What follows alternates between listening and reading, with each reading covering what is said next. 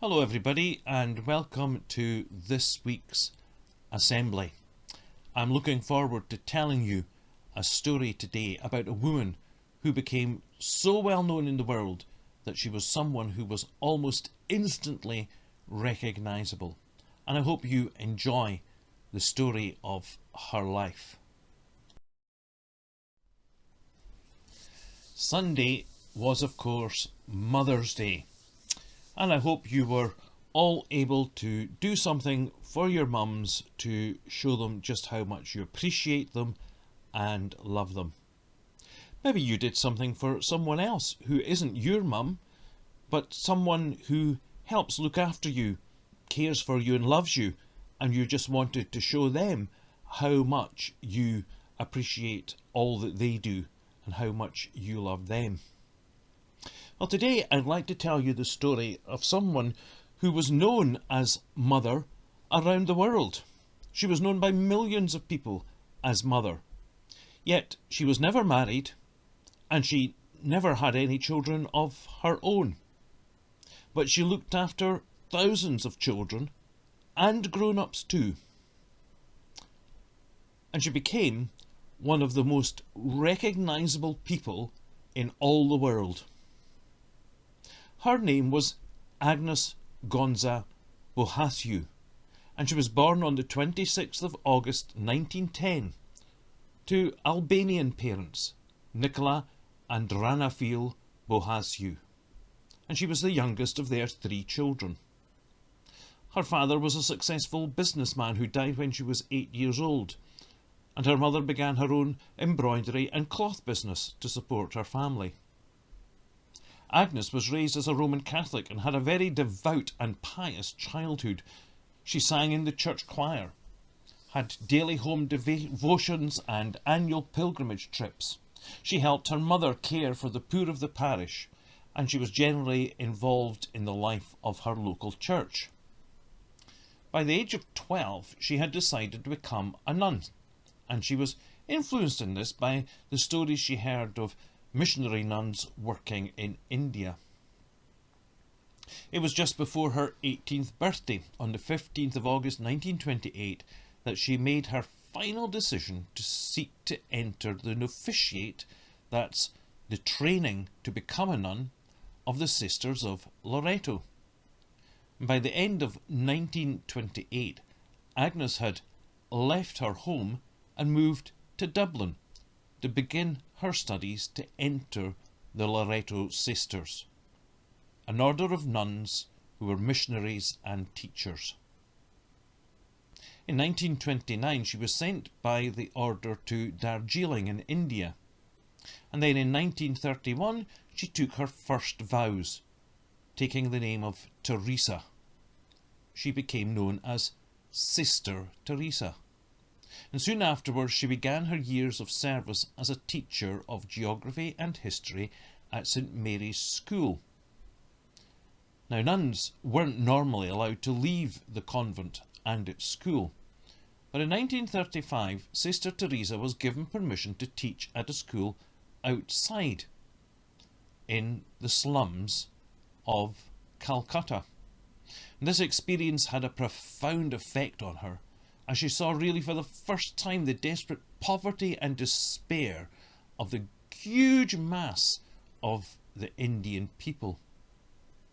In 1937, Sister Teresa took her final vows, and soon afterwards was appointed head mistress of St. Mary's School, an appointment that meant she had to return to life in the convent.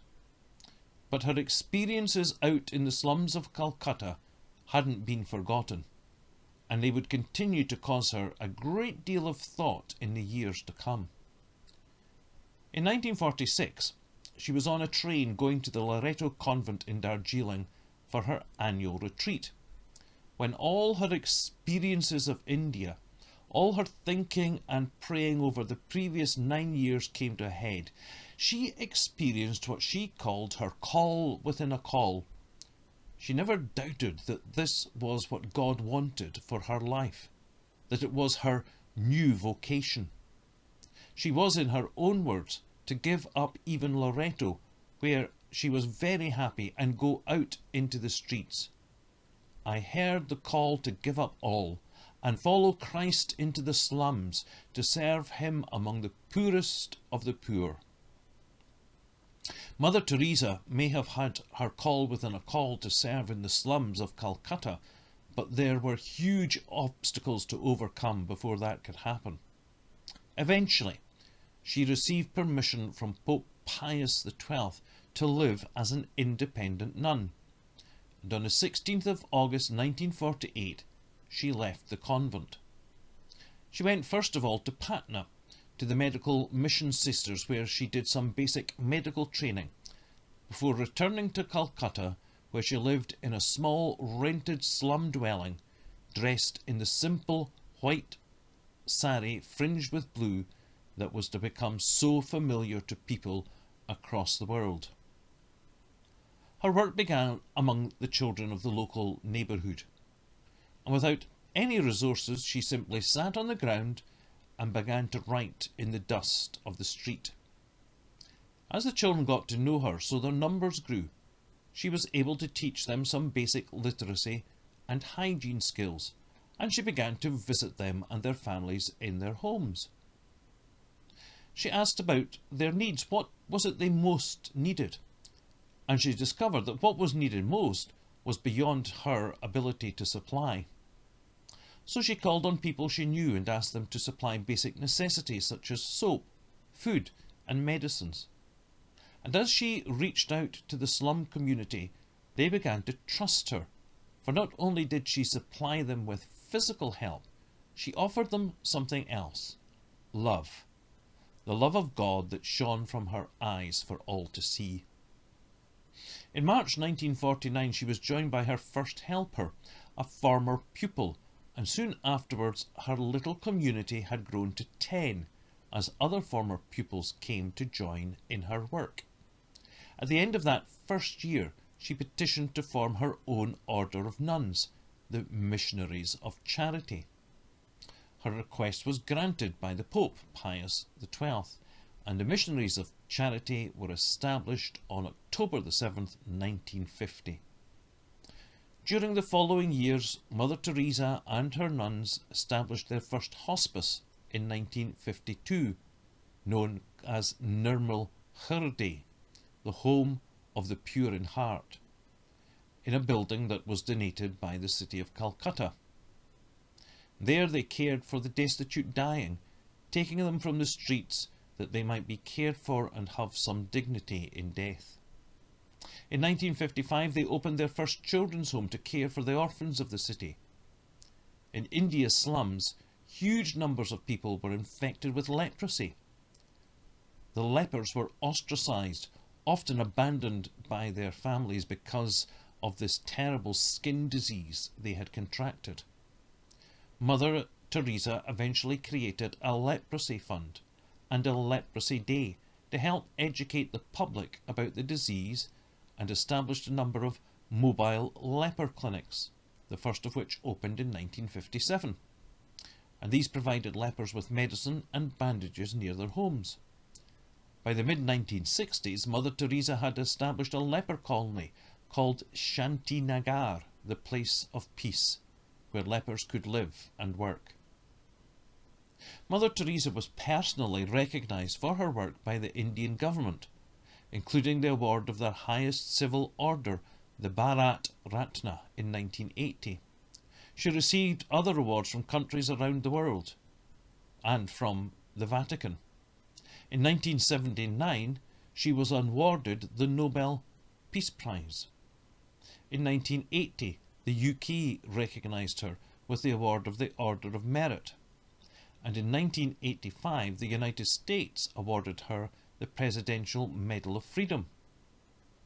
On the 28th of August 2010, to commemorate the 100th anniversary of her birth, the government of India issued a special 5 rupee coin, being the sum she first arrived with in India.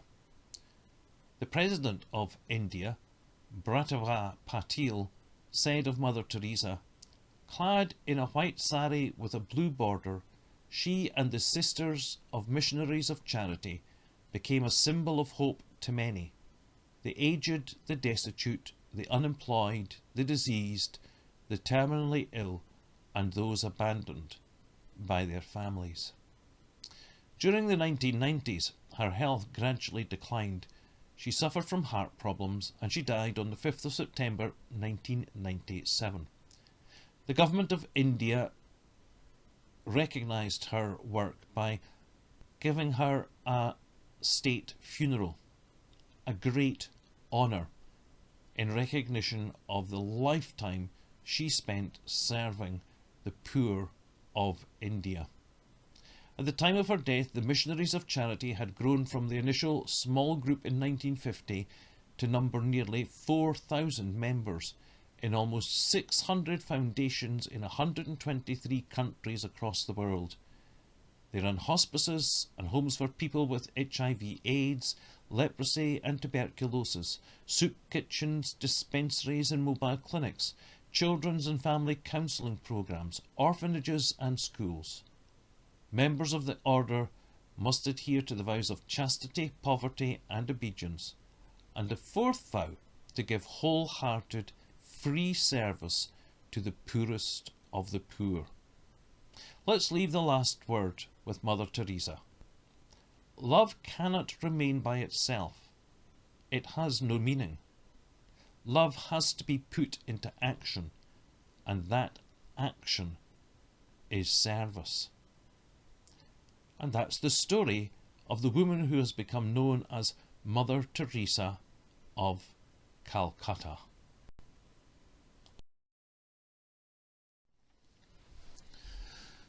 For our time of reflection today, you might like to reflect, to think about those words of Mother Teresa. Love cannot remain by itself. It has no meaning. Love has to be put into action, and that action is service. What do you think that means? And how might you do that in some way in your life?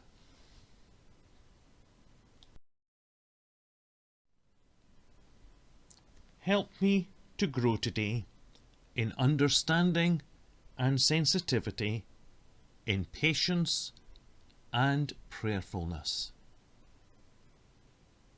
We're going to finish our assembly with the song Peace, Perfect Peace.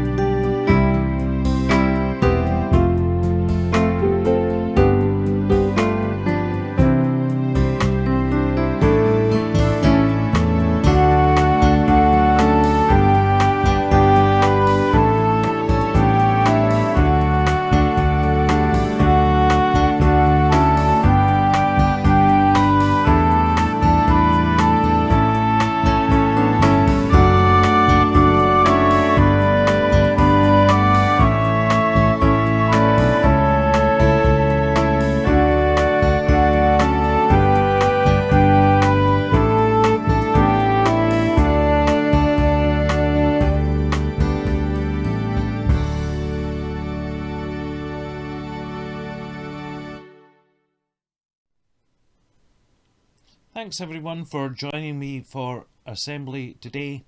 I hope to be back with you again soon. Until then, take care. Bye everybody. Bye.